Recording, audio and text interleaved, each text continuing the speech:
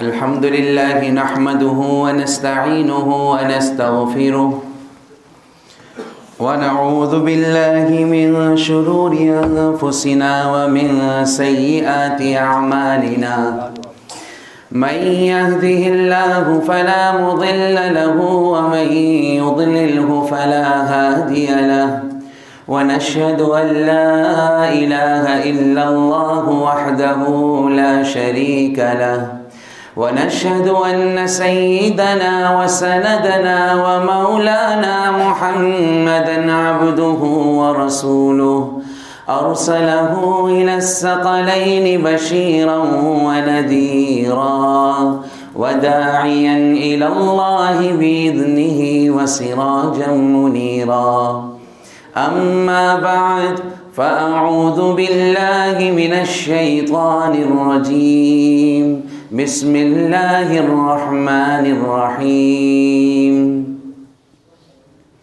لقد كان لكم في رسول الله أسوة حسنة لمن كان يرجو الله واليوم الآخر وذكر الله كثيرا وقال رسول الله صلى الله عليه وسلم أنا خاتم النبيين لا نبي بعدي أو كما قال عليه الصلاة والسلام صدق الله العظيم وصدق رسوله النبي الكريم ونحن على ذلك لمن الشاهدين والشاكرين والحمد لله رب العالمين.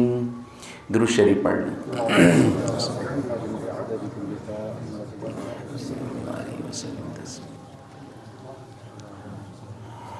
کی محمد سے وفا تو نے تو ہم تیرے ہیں، یہ جہاں چیز ہے کیا لوح و قلم تیرے ہیں. آج حضرت مولانا پیر اقبال قریشی صاحب اطال اللہ عمرہ کی اس دینی درسگاہ خانقاہ مرکز میں حاضر ہو رہا ہوں. دوسرا جمعہ، پہلے ایک جمعہ کچھ دن قبل ہی ہوا. کل صبح کراچی سے آیا، ہری پور میں پروگرام تھا تو جمعہ حضرت سے وعدہ کیا، حاضر ہو گیا. آگے پھر ملتان جانا ہے، پھر سیالکوٹ، پھر ایک دن کے لیے کراچی جانا ہے، پھر فیصل آباد آنا ہے، پھر کراچی جانا ہے، پھر مسلسل اندرون سندھ اس کو کہتے ہیں نان اسٹاپ سلسلہ. اللہ تعالیٰ قبول کر لے. بس اصل چیز تو عمل ہے، اس میں اخلاص ہو، چاہے چھوٹا سا ہو، قبول کرنے والے اللہ ہیں. اکابر کی موجودگی میں گفتگو کرنا بے ادبی سمجھتا ہوں، لیکن حضرت کا یہ حکم ہے. چند گزارشات عرض کرتا ہوں. اسلام کے جو بنیادی ستون ہیں وہ 5 ہیں. کتنے؟ اچھا، اسٹرکچر کھڑا ہوتا ہے بنیاد پر. بنیاد مضبوط ہو تو 100 منزلہ عمارت بھی بن جاتی ہے. ایسا ہی ہے. بنیاد کمزور ہو تو ایک لنٹر ڈالنے سے بھی ڈر لگ رہا ہوتا ہے. اگر ڈال بھی دو تو خوف ہوتا ہے، اور خوف ہو کس چیز کا کہ گر جائے گا، وہ گر بھی جاتا ہے. کیوں؟ بنیاد مضبوط نہیں. اسی طرح اسلام کی بنیاد کتنی ہے؟ بولو. 5. سب سے پہلے ایمانیات، نمبر 2 عبادات، نمبر 2 کیا ہے؟ نمبر 3 معاملات، دنیا داری. ہم کہتے ہیں دنیا داری، دنیا داری نہیں ہے. اسلام کا بنیادی ستون کیا ہے؟ معاملات. نمبر 4 معاشرت، رہن سہن، بیوی بچے، آس پڑوس، بڑے چھوٹے، مریض، شفا والے، سب معاشرت. اور نمبر 5 اخلاق. یہ 5 بنیادیں ہیں. یہ اسٹرانگ ہوگی تو اسلام کی عمارت بڑی خوبصورت ہوگی. اس میں کوئی بنیاد کمزور ہوگی، میرے عزیز دوستوں، بزرگوں، میری ماؤں بہنوں، وہ اسٹرکچر نہیں کھڑا ہو سکتا. اتنا کمزور ہوگا کہ پیسوں سے بھی خریدا جا سکتا ہے، ہواؤں کی نظر بھی ہو سکتا ہے، اور کسی بھی باطل کی طرف مڑ سکتا ہے. وہ کیونکہ بنیاد کمزور ہے. اب معذرت کے ساتھ ایک جملہ عرض کر رہا ہوں، ہم نے اسلام کی صرف ایک بنیاد کو سمجھا ہے، 4 کو سمجھا ہی نہیں، اور اسی ایک کو لے کر اسٹرکچر کھڑا کر رہے ہیں۔ کیا؟ عبادات، نماز، روزہ، حج، زکوٰۃ جو کرے گا وہ مسلمان ہے۔ یہی ہے نا؟ یہی سمجھتے نا یار، نماز، روزہ، حج، زکوٰۃ جو کرے گا وہ کون ہے؟ وہ مسلمان ہے۔ یہ تو ایک شعبہ ہے، یہ تو ایک بنیاد کا ایک ستون ہے خالی، باقی 4 ہم نے چھوڑ دیے۔ کیا کیا چھوڑے؟ ایمانیات چھوڑ دیا، جیسا بھی عقیدہ ہے جانے دو، نہیں، اللہ تو وہی عمل قبول کریں گے جو اس کے محبوب صلی اللہ علیہ وسلم کے طریقے کے مطابق ہوگا۔ اس سے ہٹ کے جو کر لو، جتنا بھی اچھا سمجھ لو۔ طواف کے کتنے چکر ہیں؟ جو نہیں بول رہے ان کے یہاں زیادہ ہیں کیا؟ کتنے؟ اگر کوئی 8واں چکر لگائے، میرا دل چاہ رہا ہے، بڑا مزہ آ رہا ہے یار، میں 8واں چکر بھی لگاؤں، طواف ہوگا؟ کیوں؟ بیت اللہ میں ہے وہ، باوضو ہے وہ، حرم شریف کے گرد چکر لگا رہا ہے، تم کیوں بولتے ہو نہیں ہوگا؟ بولو نا۔ حضور نے نہیں کیا، اب وہ 8واں چکر 7 چکر کو لے کے ڈوب جائے گا۔ سمجھ آ گئی بات؟ بھلے سے اچھا لگ رہا ہو، مزہ آ رہا ہو، باوضو بیت اللہ شریف میں، بولو مولوی صاحب کہہ رہے نہیں ہوگا، انا للہ، بیت اللہ میں عمل کر رہا ہوں، لیکن چونکہ ہم جمعے کی نماز پڑھ رہے ہیں، کتنی رکعتیں؟ 3، بولو نا 2۔ آج بڑا مزہ آ رہا ہے قرات کرنے میں، آپ کو سننے میں، مولوی صاحب یار ایک اور ملا دو، ہو جائے گی نا؟ کیوں نہیں ہوگی؟ نماز ہے، سجدہ ہے، قرآن پڑھ رہا ہوں، باوضو ہوں، قبلے کی طرف ہوں، سارے ہو، کیوں نہیں قبول ہوگی؟ بولو نا۔ تیسری رکعت پہلی 2 رکعتوں کو لے کے ڈوب جائے گی۔ اسی طرح جو اذان حضور کی تھی وہی اذان ہے، بھلے مجھے جتنا مزہ ہے، اعمال وہی ہیں جو حضور نے کیے، بھلے مجھے مزے آنے کا نام دین نہیں، دین تو وہ ہے جناب رسول اللہ صلی اللہ علیہ وسلم نے جو کرا، ختم۔ وہ میرا خیال میں سمجھ گئے ہوں گے، میں تفصیل میں نہیں جاتا۔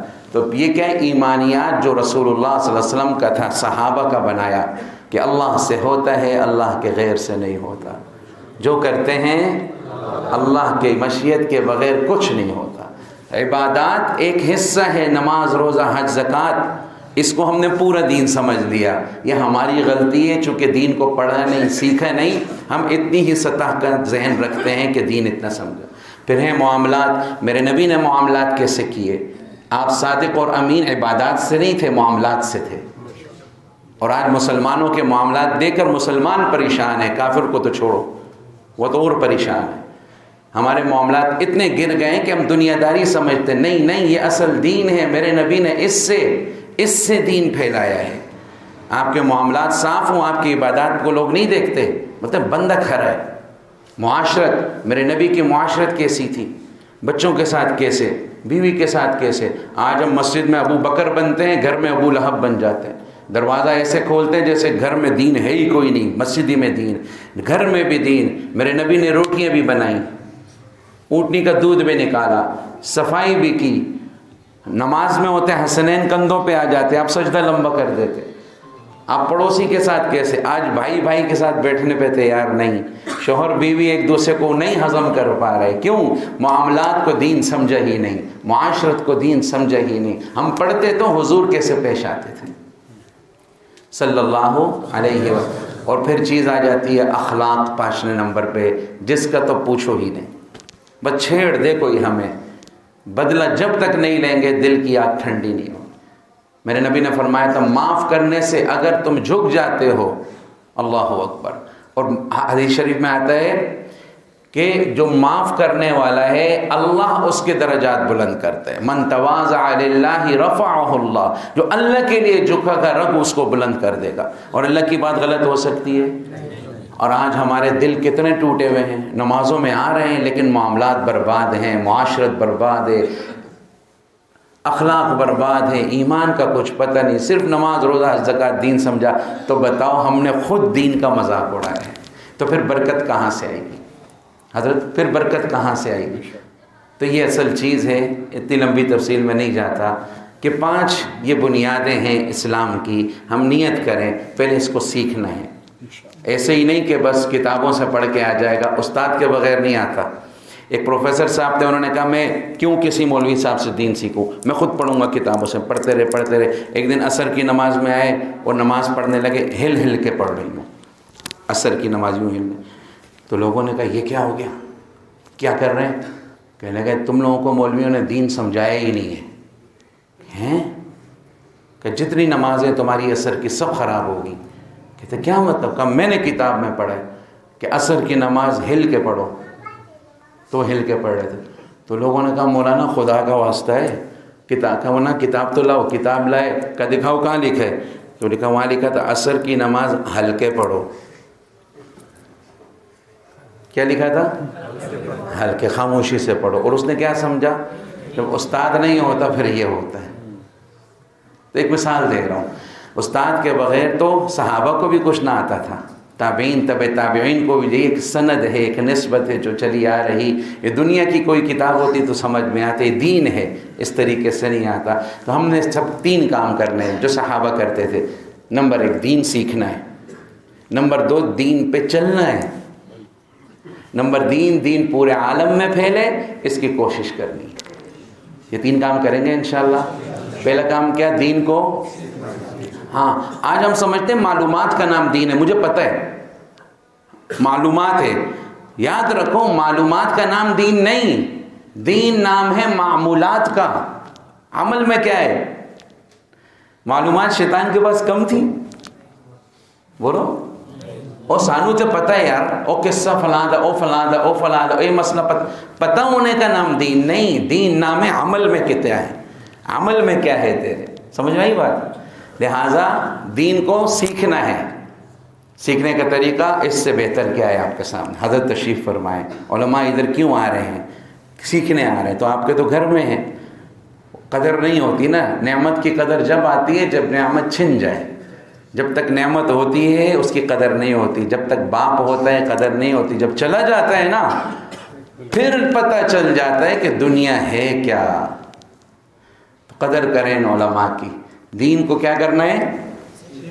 نمبر 2 دین پر، یہ بہت مین چیز ہے، دین پہ چلنا ہے۔ نمبر 3 دین پورے عالم میں پھیل جائے اس کی کوشش کرنی ہے۔ سارے کریں گے انشاءاللہ۔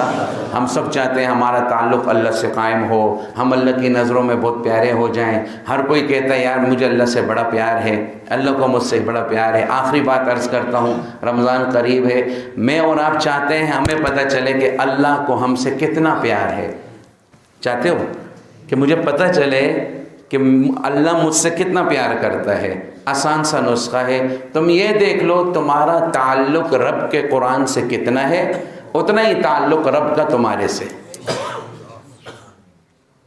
بس۔ تمہارا تعلق رب کی باتوں سے کتنا ہے؟ قرآن کیا ہے؟ اللہ کی بات ہے۔ لاسٹ سین کب تھا؟ واٹس ایپ کا تو لاسٹ سین شاید 2 منٹ پہلے ہو، قرآن کا لاسٹ سین شاید پچھلا رمضان آئے۔ تو پھر کہاں سے برکتیں لاؤ گے گھر میں؟ برکتوں والا ہی تم سے ناراض ہو، رزاق ہی ناراض ہو، رزق میں برکت لا کے کما لو گے تم مہینے کے 50 لاکھ بھی پورا نہیں کر سکو گے، 5 لاکھ بھی کماؤ گے پورا نہیں کر سکو گے۔ رزاق برکت دینے والا کہاں ہے؟